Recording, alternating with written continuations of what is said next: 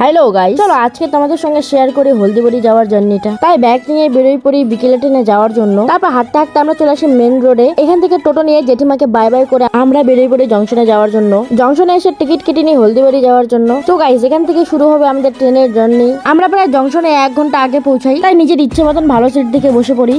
ট্রেনে বসতে বসতে আর ভালো লাগছিল না, তাই একটু টাইম পাসের জন্য ভিডিও বানিয়ে নিলাম।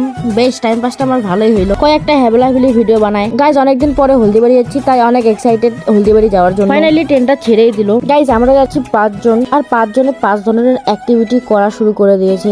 একজন ঘুরে বেড়াচ্ছে, একজন ফোনে কথা বলছে, আর একজন ভিডিও দেখছে, আর আরেকজন ক্যামেরা দেখে স্মাইল করতেছে। আমরা যখন এনজেপি পৌঁছাই তখনই এই ঝালমুড়ি দাদা চলে আসে। আর আমরা ঝালমুড়ি খাবো না তা তো হতেই পারে না, তাই দুটো ঝালমুড়ি নিয়ে নিই। গাইজ আমরা 5 জন, বাট আমরা নিয়েছি দুটো ঝালমুড়ি, কারণ কি আমরা অ্যাফোর্ড করতে পারবো না, একটাই 20 টাকা করে, তাই দুটো নিয়েছি। দাঁড়াও গাইস, খেয়ে বলছি কেমন হয়েছে।